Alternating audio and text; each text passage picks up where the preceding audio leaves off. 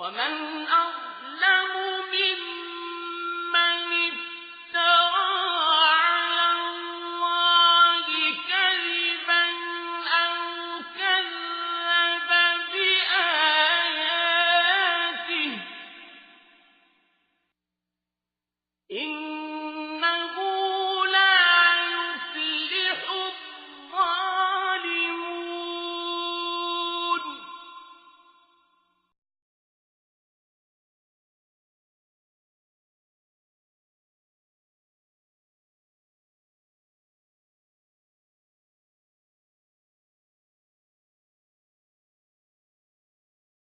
الحمد للہ رب العالمین والصلاة والسلام علی سید الرسل وخاتم النبیین وعلی آلہ وصحبہ اجمعین وبعد.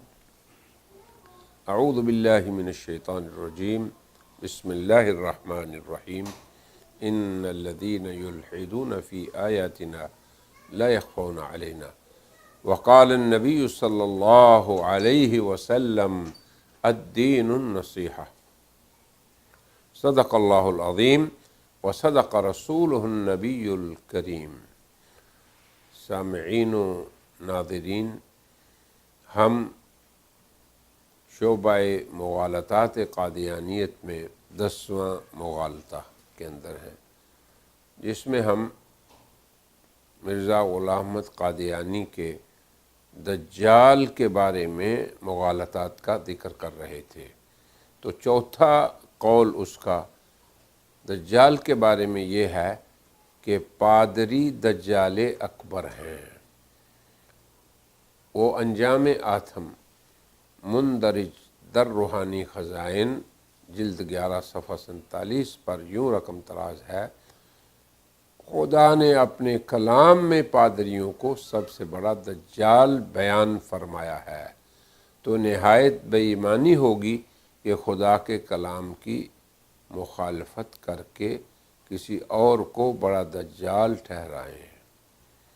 ہم کہتے ہیں قادیانی سے ہمارا اس موقع پہ یہ سوال ہے کہ آپ کوئی آیات قرآنی دکھائیں جس کی روشنی میں مرزا قادیانی نے نصارہ کے پادریوں کو دجال اکبر کہا ہے. اسی طرح اس امر کی کوئی دلیل احادیث نبویہ میں سے کسی حدیث شریف میں سے پیش کریں، ورنہ اگر قرآن میں بھی ایسا حوالہ نہیں، حدیث شریف میں بھی نہیں، تو قائل کا جھوٹا ہونا ظاہر ہے، اور وہ بھی تسلیم کر لیں کہ مرزا اپنے اس قول میں جھوٹا ہے کہ نصارہ دجال اکبر ہیں. نیز ہم یہ بھی کہتے ہیں کہ مرزا کا یہ قول عوام الناس کو مغالطہ میں ڈالنے کی کوشش کے علاوہ اور کچھ بھی نہیں. ہاں، یہ اللہ اور اس کے رسول پر بھی صریح افتراء ہے. اب پانچواں قول اس کا یہ ہے کہ دجال نصرانیت کا بھوت ہے. وہ انجام آتم کے صفحہ 44 پر یوں لکھتا ہے: اس میں کیا شک ہے کہ دجال جس سے مراد عیسائیت کا بھوت ہے ایک مدت تک گرجا میں قید رہا اور اپنے دجالی تصرفات سے رکا رہا، مگر اب آخری زمانہ میں اس نے اس قید سے پوری رہائی پائی ہے اور اس کی مشکیں کھولی گئی ہیں. اس پہ ہم کہتے ہیں کہ مرزا غلام احمد قادیانی اپنے ان تصرفات میں اور دجال کے بارے میں کالا بازیاں جو کھاتا ہے، اس میں ابنائے قادیانیت کو ذرا تأمل کرنا چاہیے. اس کا چھٹا قول یہ ہے دجال کے بارے میں کہ دجال پادری یا یورپ کے فلاسفر ہیں. کتاب البریہ میں، جو کہ روحانی خزائن کی جلد 13 میں ہے، اس کے صفحہ 252 پہ یوں رقم طراز ہے: اس تمام تقریر سے ہماری غرض یہ ہے کہ دراصل یہی لوگ دجال ہیں جن کو پادری یا یورپین فلاسفر کہا جاتا ہے. یہ پادری اور یورپین فلاسفر دجال معہود کے دو جبڑے ہیں جن سے وہ ایک اژدہا کی طرح لوگوں کے ایمان کو کھاتا جاتا ہے۔ اول تو احمق اور نادان لوگ پادریوں کے پھندے میں پھنس جاتے ہیں، اور اگر کوئی شخص ان کے ذلیل اور جھوٹے خیالات سے کراہت کر کے ان کے پنجے سے بچا رہتا ہے تو وہ یورپین فلاسفروں کے پنجے میں ضرور آ جاتا ہے۔ میں دیکھتا ہوں کہ عوام کو پادریوں کے دجل کا زیادہ خطرہ ہے اور خواص کو فلاسفروں کے دجل کا زیادہ خطرہ۔ اب یقین سمجھو کہ یہ دجال ہے جس کی ہمارے نبی کریم صلی اللہ علیہ وسلم نے خبر دی تھی کہ وہ آخری زمانہ میں ظاہر ہوگا۔ اب یہ دیکھیں، اس کی کوئی اصل نہ قرآن حکیم میں ہے اور نہ ہی احادیث شریف میں ہے۔ لہٰذا ہم قادیانیت سے یہ پوچھتے ہیں، اولاً کس دلیل شرعی سے مرزا قادیانی نے دجال شخصی کو، جس کے بارے میں نبی خاتم صلی اللہ علیہ وسلم نے بیان فرمایا اور اس سے بچنے کی تلقین بھی امت کو فرمائی، کس طرح مرزے نے اسے پادریوں اور مغربی فلاسفر پر حمل کیا ہے، حالانکہ وہ ایک شخص ہے، کوئی جماعت نہیں۔ ثانیاً دوسرا سوال ہمارا یہ ہے کہ اگر یہ سب دجال ہیں تو مرزا کے خلفاء جو ہیں کیوں کر آج ان کی پناہ میں چلے گئے ہیں، اور کیوں کر وہ ان کی چاپلوسی کرتے ہیں اور ان کی شاگردی اختیار کرتے ہیں؟ ثالثاً کیا ایسا وہ ان سے دجل سیکھنے کے لیے اور حقیقی اسلامی تعلیمات کے خلاف جنگ کرنے کی خاطر کر رہے ہیں؟ ایسے ہی مرزے کا ایک اور قول ہے، اور وہ ساتواں قول ہے کہ دجال ایک جماعت ہے۔ جب مرزا کو مغربی فلاسفرز کی گرفت اور پادریوں کی مکاریوں سے خطرہ ہونے لگا اور استعمار کے اس پر اور اس کے خاندان پر اسے احسانات یاد آ گئے تو دجال کے متعلق اس نے پھر سے اپنی رائے بدلی اور یکسر سابقہ قول کے خلاف کچھ اور ہی کہہ دیا۔ وہ تحفہ گولڈویہ مندرج در روحانی خزائن جلد 17 صفحہ نمبر 211 پہ لکھتا ہے، دجال ایک جماعت ہے نہ ایک انسان۔